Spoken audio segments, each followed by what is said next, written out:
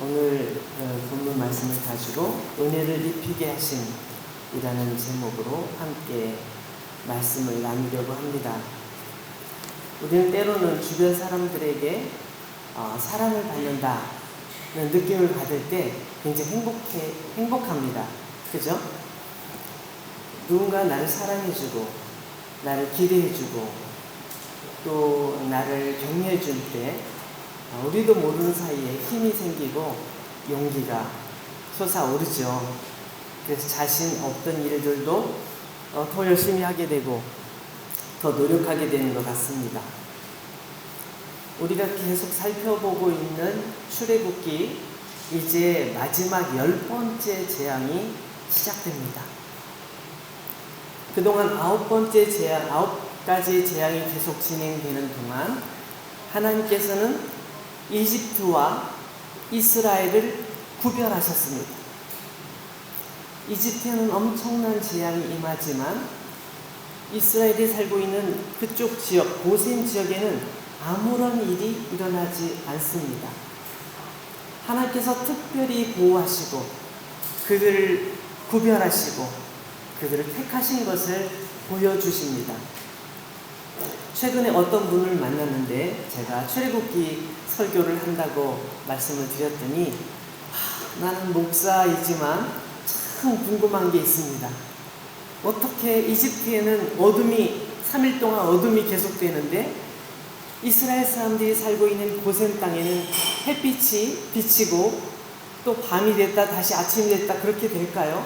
어떻게 이집트만 캄캄한 밤이 3일 동안 계속될 수 있었는지 난 그게 너무 궁금합니다.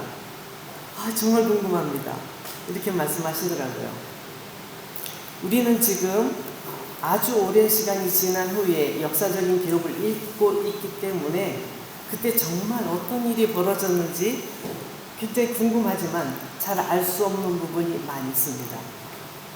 그러나 그 당시에 일어난 이 엄청난 사건은 이집트에 큰 충격을 주었습니다.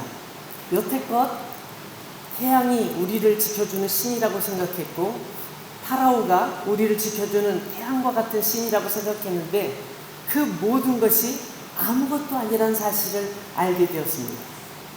파라오 역시 우리와 똑같은 사람에 불과하고 실수하고 고집 피우고 잘못하는 그런 사람에 불과하다는 사실을 온 이집트 사람들이 다 알아버렸습니다. 나라가 점점 망해가고 우리의 가족들이 피해를 입고 심지어는 우리의 큰 아들이 죽음을 당하는 이런 끔찍한 상황을 겪게 되죠. 마지막 10번째 재앙은 집에 있는 모든 첫 번째 태어난 아들이 죽는 재앙이었습니다. 그것은 가족이 완전히 망하는 것과 똑같은 의미를 가지고 있습니다. 심지어는 짐승에 처음 태어난 첫 번째 태어난 짐승까지도 죽임을 당하는 상황이 발생합니다. 이런 상황이 발생했을 때 한번 보시죠. 29절부터 보면 이렇게 나와 있어요. 밤중에 여호와께서 애굽 땅에서 모든 처음 난 것 곧 왕 위에 앉은 바로의 장자로부터 옥에 갇힌 사람의 장자까지와 가축에 처음 난 것을 다 치시매 파라오의 큰 아들 장차 후계자로 이제 그 뒤를 이어 파라오가 될 그 장자가 죽임을 당했습니다. 그런가 하면 여기 보면 옥에 갇힌 사람의 장자라고 되어 있는데 가장 비천한 가장 혐오스러운 그런 의미를 가지고 있습니다. 가장 천하고 가장 낮은 죄수의 장자까지도 죽임을 당하는 상황이 발생했습니다. 30절 말씀을 보면 파라오는 이 상황을 가만히 있다가 내일 아침에 모세를 부르자 그렇게 할 정신이 없습니다. 이제는 나라가 완전히 쑥대밭이 되어버렸기 때문에 그럴 정신이 없습니다. 당장에 모세를 부르게 됩니다. 30절 말씀 그 밤에 바로와 그 모든 신하와 모든 애굽 사람이 일어나고 애굽에 큰 부르짖음이 있었으니 이는 그 나라에 죽임을 당하지 아니한 집이 하나도 없음이었더라. 그래서 31절에 밤에 바로가 모세와 아론을 불러서 이르되, 밤에 불렀습니다. 사방에서 아우성치는 그 상황 속에서 더 이상 조용히 참고 있을 수가 없습니다. 너무나 무섭고 두려운 상황이 펼쳐지는 가운데 그는 모세와 아론을 부르게 됩니다. 계속 읽어보겠습니다. 그 밤에 바로가 모세와 아론을 불러서 이르되, 너희와 이스라엘 자손은 일어나 내 백성 가운데에서 떠나 너희의 말대로 가서 여호와를 섬기며. 이제 파라오는 더 이상 견딜 수가 없는 것이죠. 그래서 모세에게 얘기합니다. 그래, 당신들이 원하는 대로 가서 예배를 드려라. 다 가라. 그 다음에 보면 이렇게 나와 있죠. 32절에 너희가 말한 대로 너희 양과 너희 소도 몰아가고 나를 위하여 축복하라. 너희들이 양떼를 몰아가기를 원했지? 다 가지고 가. 이렇게 얘기합니다. 이 33절에 보면 또 이렇게 나와 있습니다. 이번에는 파라오가 얘기가 아니라 이집트 사람들 얘기입니다. 이집트 사람들이 이렇게 합니다. 애굽 사람들은 말하기를 우리가 다 죽은 자가 되도다. 우리가 다 죽은 자가 되도다. 우리 다 죽었어. 우리에게 희망이 뭐야? 이집트에는 모든 사람들이 소리쳐 말합니다. 도대체 이게 뭐냐? 파라오는 어디 있느냐? 우리를 지키는 그 신들은 어디 있느냐? 다 소용없지 않느냐? 우리는 완전히 망했어. 우리는 끝이야. 라고 얘기를 하고 있습니다. 그 상황 속에서 오늘 36절 말씀을 보시면 이렇게 나와 있습니다. 여호와께서 애굽 사람들에게 이스라엘 백성에게 은혜를 입히게 하셨다. 은혜를 입히게 하셨다. 그래서 어떤 이야기가 이어지냐면 그들이 구하는 대로 주게 하심으로 그들이 애굽 사람의 물품을 취하였더라. 예를 들어 지금 이스라엘 사람들은 이제 먼 길을 떠나야 됩니다. 근데 아무런 준비가 되어 있지 않아요. 심지어는 당장 떠날 걸 생각하지 못했기 때문에 밀가루 반죽을 해서 빵을 만들려고 했는데 아직 제대로 반죽이 되지도 않았어요. 거기 이스트를 넣어야 되는데 이스트가 없어요. 누룩이 없어요. 누룩을 넣어야 정상적인 빵이 되는데 그것도 없어요. 아무 준비가 안 돼 있는 그런 상황에서 빨리 떠나는 상황이 됐어요. 왜? 제발 빨리 떠나달라고 파라오가 얘기하고 이집트 사람들이 제발 빨리 떠나달라고 얘기를 하고 있는 거예요. 왜 그럴까요? 그동안 9번 재앙이 있을 때까지만 해도 보내줄게. 위기를 보면은 됐어. 내가 언제 그런 말 했어. 이렇게 얘기했지만 이제는 그게 안 되는 거예요. 왜? 만약에 더 머무르게 했다가는 우리에게 더 큰 재앙이 닥칠 것 같은 거예요. 너무 무서운 거예요. 너무 견딜 수가 없는 거예요. 이 상황을 놔둘 수가 없기 때문에 빨리 가라고 얘기하는 거죠. 이스라엘 사람들이 찾아가서 얘기합니다. 저 죄송하지만 제가 저 옷 한 벌만 좀 빌려줄 수 있습니까? 옷 한 벌? 좋아. 지금 떠나려고 하는 거지. 잘 됐어. 옷 한 벌이 아니라 우리 집에는 옷 다 줄게. 옷만 있으면 안 되지. 그럼 허리띠도 필요하지. 허리띠도 줄게. 혹시 액세서리 필요하지 않나? 우리 집에 액세서리 많아. 이거 금으로 된 거, 이거 은으로 된 거, 이거 다이아몬드로 된 건데 이것도 줄게. 다 줄게. 막 다 주는 거예요. 그래서 기대하지도 못했던 것들을 막 이스라엘 사람들이 받게 됐어요.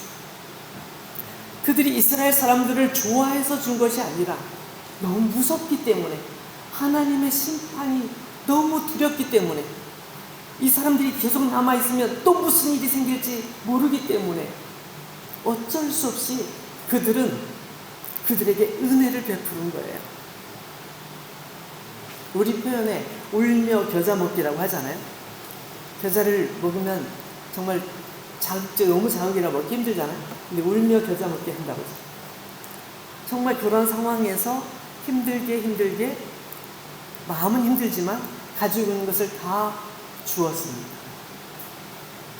그것을 받은 이스라엘 사람들은 이제 이집트를 진짜로 떠나는 것이죠. 430년 동안 이집트에 살았습니다. 그리고 모든 국민들이 노예가 되어서, 이집트의 노예가 돼서 그 고통스러운 노예 생활을 해오던 그 모든 것들을 다 청산하고 이제 자유의 몸이 되어서 이제 떠나는 거예요. 어디로?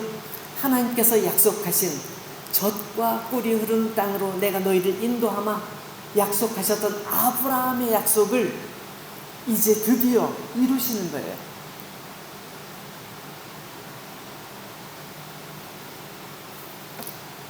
저는 이 상황 속에서 여기 36절을 읽으면서 은혜를 입히게 하사라는 이 구문에 대해서 생각을 해봤습니다. 이집트 사람들은 이스라엘 사람들에게 그렇게 은혜를 입히고 싶지 않았어요.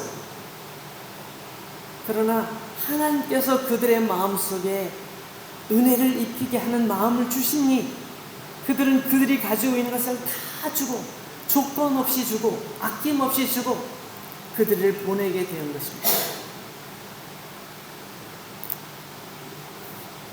저는 예수님을 생각해 봤습니다. 예수님께서는 우리에게 은혜의 주님이십니다. 사랑의 주님이시고 소망의 주님이십니다. 예수님의 은혜와 이집트 사람들의 은혜의 차이점은 뭘까요?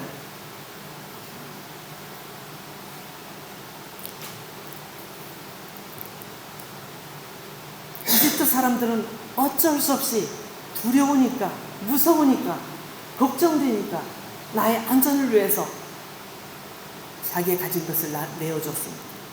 그렇지만 예수님께서는 사랑함으로, 긍휼히 여김으로 우리의 연약함을 아시기 때문에 우리를 위하여 모든 것을 내어주신 분이십니다. 마가복음 10장에 보면 바디메오라는 사람의 이야기가 나옵니다.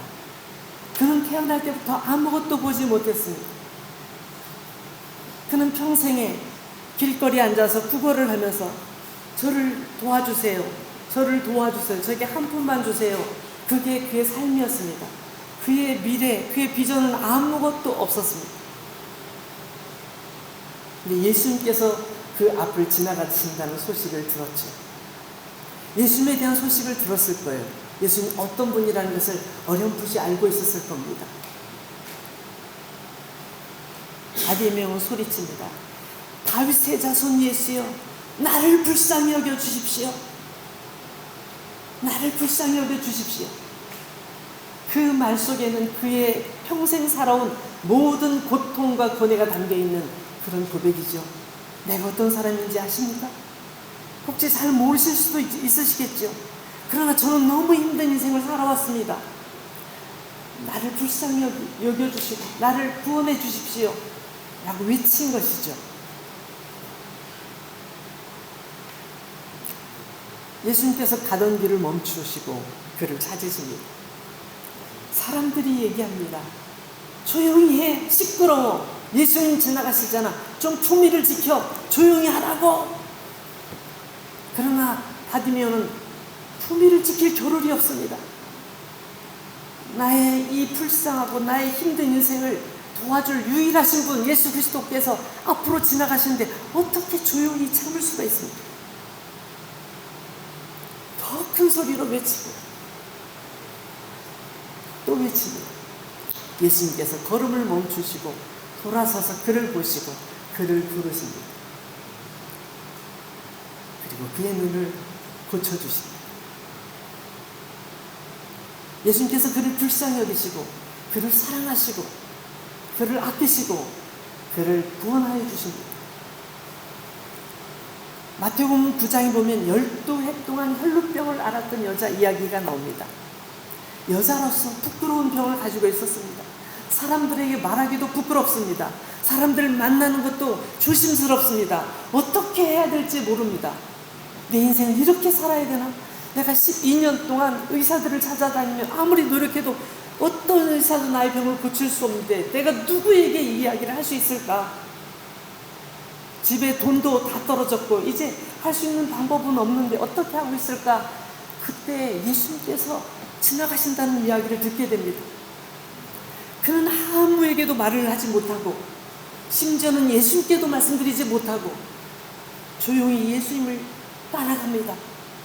너무나 많은 사람들이 예수님께 부딪히고 밀고 하는 사람이 많이 있어서 예수님께 가까이 가기 어렵지만 그의 마음속에 한 가지 소원이 있었습니다.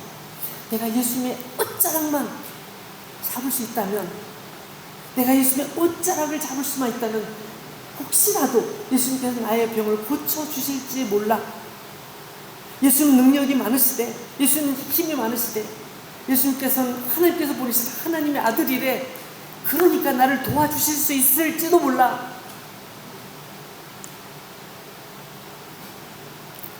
이 12해 동안 혈루병을 앓았던 여인은 가까스로 예수님 근처까지 다가갑니다. 그 예수님의 옷자락을 잡습니다. 예수님, 저를 고쳐주세요. 그렇게 기도했겠죠? 갑자기 길을 가시던 예수님께서 멈추십니다. 함께 따라가는 많은 군중들이 같이 멈추겠죠? 예수님께서 왜 멈추셨을까? 예수님께서 뒤를 돌아보면서 말씀하십니다. 누가 내 옷가에 손을 댔지? 옆에 있던 제자들이 말합니다. 예수님, 지금 한두 명이 지나갔습니까? 예수님 옆에 지금 보세요. 꽉 찼잖아요. 아니, 누가 예수님 옷자락에 손을 댔는지 잡았는지 누가 압니까? 주변에 있는 제자들이 말합니다. 아니야, 내 옷자락에 손을 댄 사람이 있어. 예수님께서 그 여인을 바라보십니다.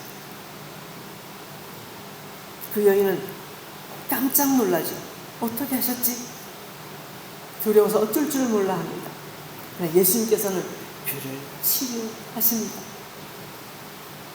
그의 모든 아픔을 같이 치료해 주십니다.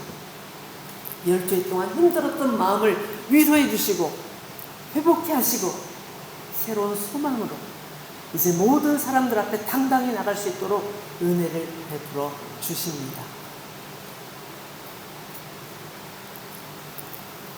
성경을 읽다 보면 이게 수도 없이 많이 나옵니다. 나인성에, 누가복음 7장에 보면 나인성에 어떤 홀로 사는 여자가 있었습니다. 그에게는 정말 아들 하나만 있었습니다. 남편은 일찍 세상을 떠나고 혼자 아들을 의지하면서 아들이 성장하면 이제 우리 집에 기둥이 될 거야. 아들에 대한 그 소망으로 행복했는데 그 아들이 어느 날 갑자기 죽어버린 것입니다. 내 인생 모든 것이 끝장난 것 같은 그 불행한 마음으로, 안타까운 마음으로 장례를 치르고 있을 때, 관을 메고 장례를 치르기 위해서 가고 있을 때 예수님께서 찾아오셨습니다. 장례 행렬을 멈추게 하셨습니다. 관 위에 손을 얹으셨습니다. 그리고 그 청년이 그 관에서 일어나게 하셨습니다. 여러분, 예수님께서 우리에게 보여준 이 수많은 모습들은 이집트 사람들이 어쩔 수 없이 은혜를 베푼 그런 모습과 너무나도 다릅니다. 예수님께서는 우리를 사랑하시고 우리 모든 죄인들을 사랑하셨기 때문에 우리 모두를 구원하시기 위하여 이 땅에 오셨고 우리를 어떻게 구원하신지 보여주시기 위하여 그런 모습들로 많은 이야기들을 우리에게 전해주고 계신 것입니다. 그 예수님께서는 그렇게 사람들의 아픔과 슬픔을 이해하시고 치유하시고 회복시켜 주셨을 뿐만 아니라 우리의 모든 죄를 사하시고 우리가 하나님의 자녀, 영광스러운 하나님의 자녀가 되기를 원하셨기 때문에 우리를 위하여 당신의 몸을 버리셔서 십자가에 죽으심으로 우리의 모든 죄를 사하시고 다 이루었다 라고 선포하셨습니다. 우리가 예수님을 알기도 전에 예수님께서는 우리를 알고 계셨고 우리의 아픔을 알고 계셨고 우리의 연약함을 알고 계셨고 우리의 죄악됨을 알고 계셨습니다. 우리 스스로 우리의 죄악에서 벗어날 수 없다는 사실을 아셨기 때문에 예수님께서, 죄 없으신 예수님께서 당신의 몸을 버려 우리의 죄를 씻어주기로 결심하신 것입니다. 예수 그리스도의 은혜는 끝이 없습니다. 예수 그리스도의 은혜는 한이 없습니다.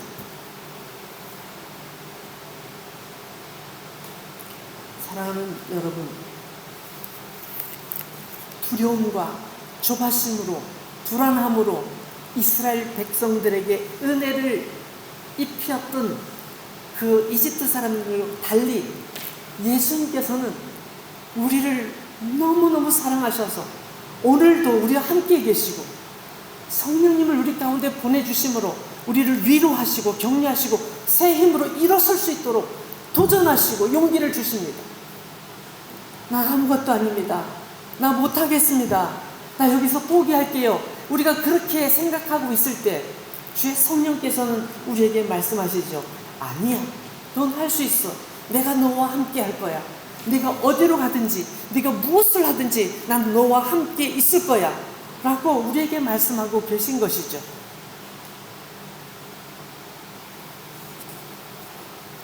사랑하는 여러분, 우리를 사랑하시는 하나님의 은혜, 우리를 위해 고난을 감수하신 예수 그리스도의 은혜, 그 풍성하신 은혜를 기억해야 합니다.